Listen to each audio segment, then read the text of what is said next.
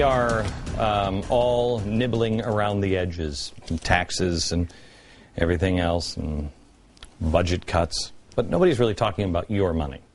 I told you a little while ago, if you had this much money, $10,000 in your bank account 8 years ago, you now, in reality, only have $8,000 because $2,000 has been stolen. How? Well, we've been laying it out with It's a Wonderful Life. Mr. Potter, the banker, the old building a loan, wanted to help when there was a crisis. He was willing to bail people out, 50 cents on the dollar. Townsfolk would lose because of their help, the 50 cents, because he really wanted to control the town. Ben Bernanke has done the same thing. He's responsible, as we've shown you in the first half hour of this program, he's responsible for printing of our money. And that's what's happened. They have digitized and put money out and devalued our dollar. Go back to the first half hour of this show and share those charts with your friends. They're staggering. Why would someone intentionally want to do this? Why would this happen? It's a Wonderful Life. I'm talking about the building and loan. I know very well what you're talking about. You're talking about something you can't get your fingers on, and it's galling you. That's what you're talking about, I know. Well, I've said too much. You're the board here. You do what you want with this thing. There's just one thing more, though. This town needs this measly one-horse institution, if only to have some place where people can come without crawling to Potter. I'm talking about the building and loan. Jimmy Stewart said it best there when he said, something what's gnawing at you is it's something you can't get your fingers on. That's what bothers progressives. They can't control you. They can't have you free because you're going to mess their plans up. I'm building Potterville. Power and money. If you believe the system is broken, you have a responsibility to fix it. But they don't believe in you. Progressives don't believe in you. The Fed would never be doing this if they believed in you. Nobody is helping the small businessman. They're all helping the large financial institutions. Since when did we become a country of banks?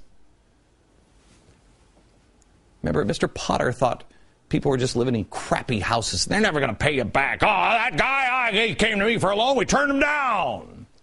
But George Bailey believed in people. I grew up in a small business. My dad was a baker, as was his dad and his dad before him. I made it on my own. My parents couldn't afford to send me to college. They couldn't afford to buy me a car or afford to help me out with insurance. Nothing. I was 18 and I didn't expect anything. No one handed me anything. This was the only place in the world where that could happen, where we helped each other.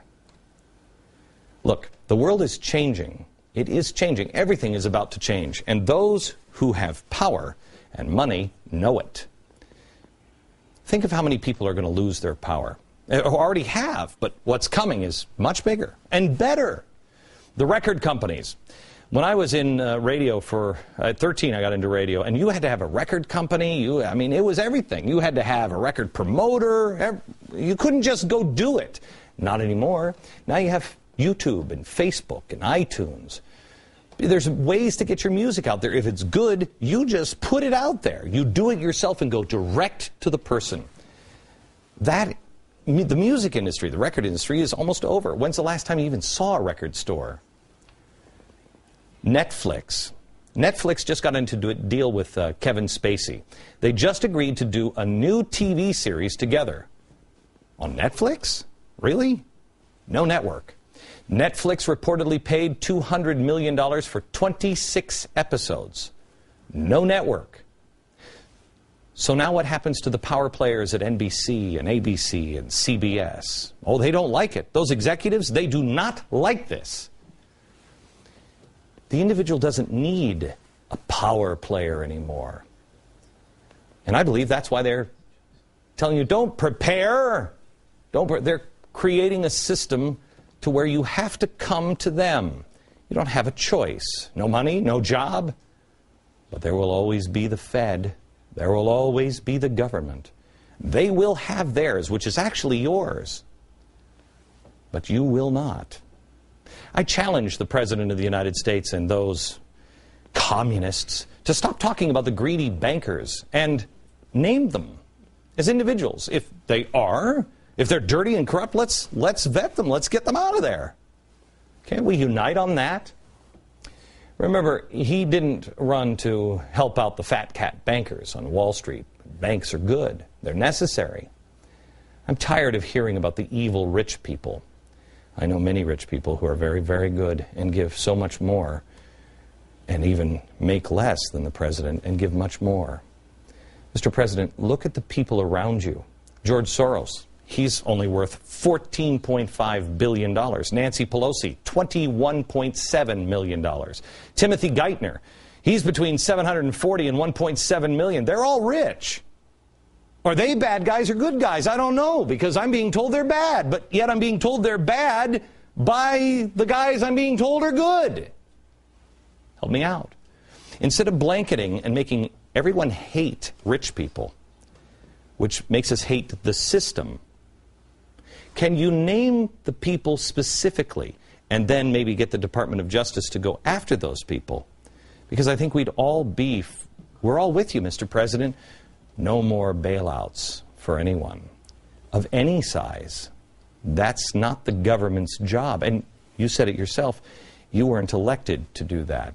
So why don't you start naming them specifically and start going after them and praising the system? Unless, of course, you don't really like the system and you would like to see it trashed so you could start a whole new system. Back in a minute. Has been that Mr. Potter from It's a Wonderful Life is Mr. Bernanke from the Fed. The Fed is the real villain that no one is willing to talk about. And the real victim is the small individual, the George Baileys. I want you to understand what the Fed is. The Fed, so many people think, oh, well, the Fed, that's part of the United States government. It's not. It is the central bank of the United States. It's a corporation of banks. It's a company. It's the biggest. Anybody who is anti-company, this is the biggest, most powerful company in the world. In the world. But nobody's even questioning it. It formulates the nation's monetary policy. It supervises and regulates all of the banks. We don't even know who the banks are. It'd be like somebody who's not elected going to Congress and just start legislating in secret. We don't know who they are.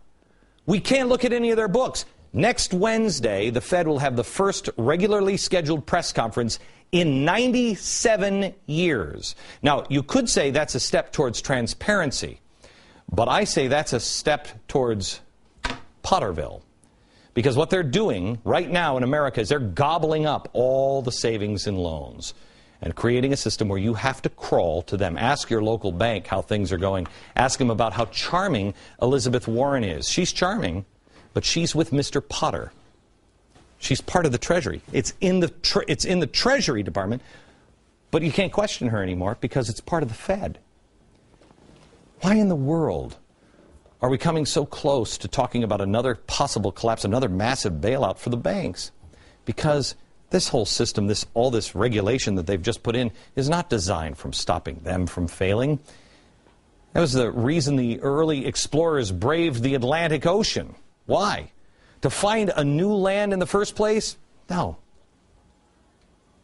They wanted to find a place to where they could be free and not controlled. That new regulation is to control you, not them. They were coming from a system where if you weren't in a special elite group, you could not function. That's what our founders and our pilgrims wanted. Think of it as Mr. Potter. Well, George, come to work for me. No, Mr. Potter. First it's tempting, but no, Mr. Potter. George Bailey knew he was going to be destroyed when he said it, but he said it anyway. And here we've had 200 years to get away from that system, and we've created it all over again. I happen to be one that believes in the Frank Capra version of America, where individual liberty is still ahead of cronyism, that it still exists. It doesn't exist in our institutions, or many of them. There are some. But the important place for that to exist is in the hearts and minds of the American people, and that's what matters. That's why they are trying so hard to target your children in schools. That financial reform bill, that wasn't written for them, it was written for you.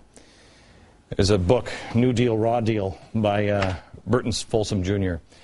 Bert is a friend of the program, and in this he tells a story about how big businesses used FDR's NRA code to destroy small businesses. There was a small Houston jeweler that discovered that the new jewelry code barred him for advertising prices on watch repairing. 5 large jewelers had colluded with the NRA to clamp down on discounts. He was forced to quit. The large jewelers went on. Lumber company in Wisconsin complained their larger competitor drafted and administrated the codes and regulations that required the listing of their customer names and forced them to reveal trade secrets to already tough competition. It's why GE just posted, what was it, $77 million or 77, what was that headline today I saw? Some huge profit, giant gains in profit, yet paid no taxes. They helped draft it. Mr. Potter couldn't have the Bailey's buildings and loan because George Bailey wouldn't get bribed off. And so Potter tried to destroy him any way he could. Our George Bailey has to be you. And I'll show him to you next. Spread some love. Organize something. Be a force for good. It's important that you are seen and known by members of your community, for when times break down, there's somebody of sanity they can trust.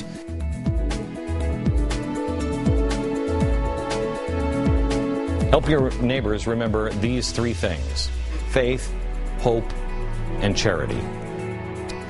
All these things happen today. Thank you for responding.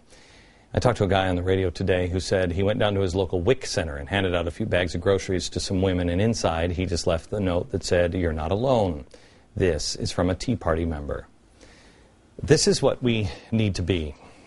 We have to be Mrs. Davies from It's a Wonderful Life. Remember the lady who stepped up to the counter and she said, "Well, I have $29, but I only need $17.50. We have to be her. When I say we're all going to take it, we're all going to sacrifice, we are. We already have. Ben Bernanke has already taken 20% of your savings, but it works out in the end. If somehow or another we can find the Frank Capra or Jimmy Stewart or Mrs. Davies inside all of us, remember, she was just responding to Jimmy Stewart saying, "We're going to be okay. We're going to make it. But only if we stick together and do the right thing." Your own homework. Don't take my word for it. On the Fed. Be careful because there's a lot of crazy conspiracy stuff out there. Do your own homework. The truth is scarier than any conspiracy. Tomorrow we begin the final chapter of the Glenn Beck program. Time to get the unanswered questions. Find out the end game. Tomorrow from New York. Good night, America.